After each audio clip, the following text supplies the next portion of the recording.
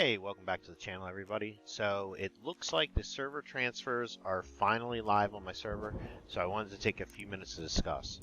So if we hit escape once our final season has arrived, you're now going to see this new sign up button. So if we click the sign up button, we're going to be presented with two options. This is where we'll see any active scenarios. So you see we have a few coming soon sitting there. So since there's no new scenarios until September for PvP and October for PvE, we're going to be presented with the current scenarios. So we have Evolution's Call and Manibus. However, these are going to be slightly different, so I'll go into those details. So on the image, we can see the different features of each of the scenarios. In PvP, you have Stronghold Conquest and the Airdrop Conquest, and on PvE, you're going to have Close Encounter and Colossal Challenge. So when I click on the PvE scenario, we're going to see a list of servers that we can sign up for. So just to note that these servers do not open immediately. So you'll want to make sure that you're checking the date and time of whichever server you choose so you know when you'll be transferred. So there's a few things to note. The shield icon is going to symbolize if the server is normal if it's green or hard if it's red. And I don't know if I have any red ones. There we go. So that's what the hard one looks like. There's also two butterfly icons. So you can see here we have a blue, a yellow, and then we also have a green and a red. So these are going to symbolize the super anomaly types that each of the servers have. So each of the servers will have two different types. So if we click on here and then we go to our butterfly icons, you'll see that we have super anomaly void is going to be blue, and it states that these void deviants will start with a shield to grant some immunity to most damage effects, and then the countermeasures are you can have a cradle override, so inside your cradle will have something that we can select for anti-void, or you can use unstable bomber, or you can use power surge damage. And then for balance, you'll have deviants that can recover their HP over time, and then again we'll have an anti-balance in our cradle, burn damage, or frost vortex to damage those. As we move down to the green and red, we'll see that we have phase. So phase deviants have high damage reduction, and then we have a cradle override called anti-phase, and then this is also enhanced by shrapnel and fortress warfare. And then the coherence will carry a little coherence device, and then while the device is intact, so you're going to need to blow it up, the deviants are going to be invincible, so we'll have to make sure that we shoot those down first. And then here we have the cradle override anti-coherence, as well as any bounce damage or fast counter state. So it does look like there's going to be bonuses for the weapon types that you take in there, but I think in order to combat everybody having the same weapon in the game, they're also going to give us these cradle overrides that we can choose. I'm not sure. I would imagine in the end game we'll have enough magnetic points that we can have all of them active at the same time, but that's still yet to be seen. So after that, we have the override section for each of these, and then it goes on to basically state, you know, SMGs and sniper rifles will counter the super anomalies for phase.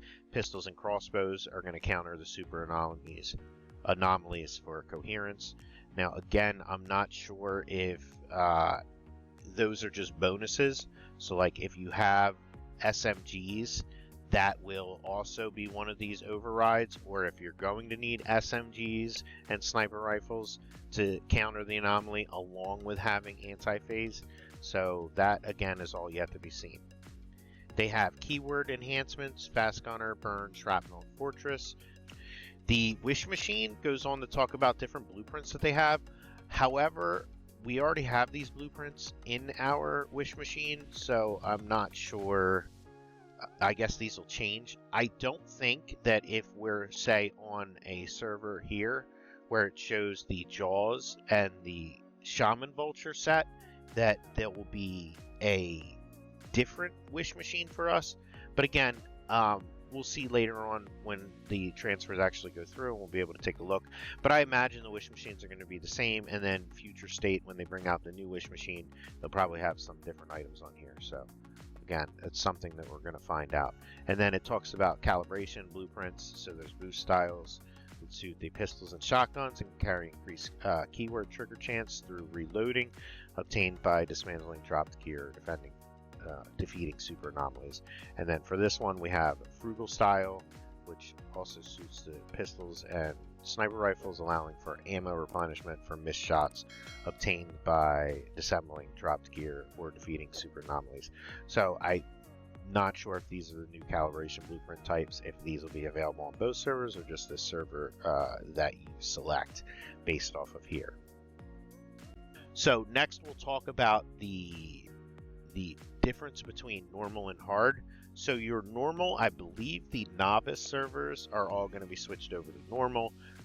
Normal is going to have those super anomalies, so will hard, but essentially this is basically going to be the same that we're used to. So we'll have basic survival difficulty, suitable for most players, basic combat difficulty, suitable for most players. Now when we get into hard is going to have increased pollution zones, so it's going to cover a larger area, and it's going to have significantly increased contamination. So we're constantly going to be hearing that beep, beep, beep, beep, beep, beep on our backpacks, as well as losing sanity. So I imagine everybody's going to want to have the gel in their backpack or carry a bunch of sanity pills with them. Energy and hydration is going to deplete twice as quickly, and all the effects of the full energy and hydration, which we get like when we're at our base and we eat and, overeat and overdrink, and then we usually have 20 minutes. That's going to last for a shorter amount of time. The combat environment, our deviant stats that we're fighting against, their awareness, their movement speed, the attack frequency is all going to be increased. And then in the territory purification, they're going to also include different types of deviants attacking, and it's going to change. And then it'll increase the difficulty. Well, that will increase the difficulty of doing the territory purifications. And what do we get for all of this annoyance? We get StarCrom rewards for completing season goals are increased by 20%. And the StarCrom obtained from purifying Eclipse Cortexes and Chaotic Cortexes are also going to be increased. So if you watched my one video I had on why you should start now, I think we did the math, and everything in the game, like if you added up all the StarCrom that we can get, minus there's some new events now, but it was basically around 40,000. So this doesn't even include all of that. This is only from season goals and Cortexes. I think it was 20,000 from season goals, and then Cortexes would be around 4,000 per phase. So whatever that equals out to. But we'll go with a cool 40k. So if there were 40k, essentially we're going to get another 10,000. So you have to ask yourself, is 10,000 more StarCrom after 6 weeks going to be worth dealing with the energy and hydration issues that we have? And then I guess the rest of it. Now, I wouldn't mind seeing like harder deviants and the quicker speed and all that stuff if it wasn't going to be with the annoying stuff like the hydration and the energy and the pollution, contamination, and having to deal with the sanity and stuff.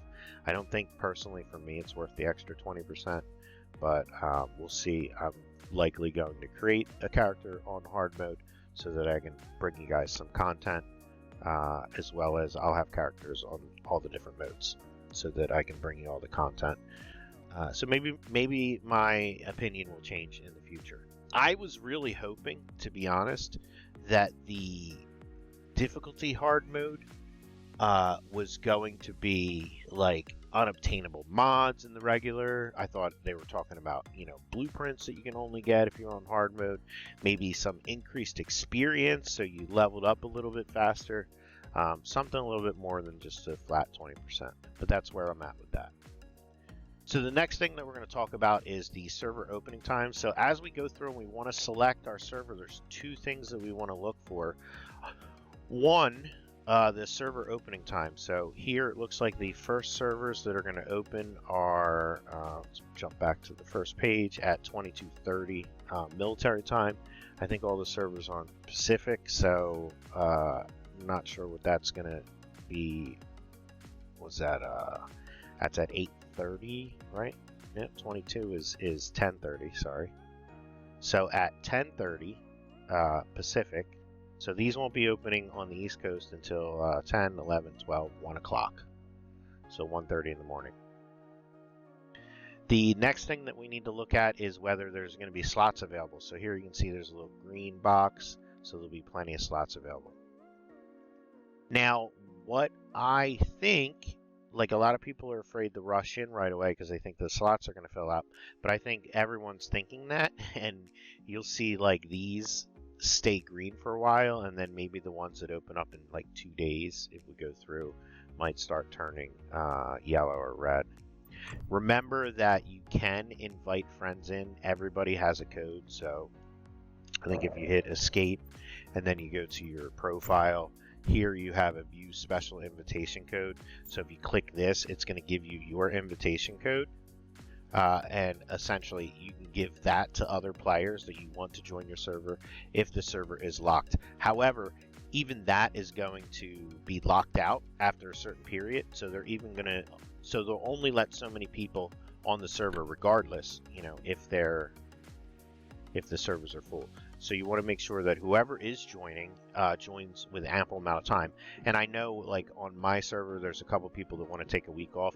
That's fine, you know, if they're like burned out from the game, but at least have them jump on, you know, switch their character over and then take a week off from the game and then come back, but at least their character will still be there, because if they wait to join in a week, they might not be able to, even with an invitation code.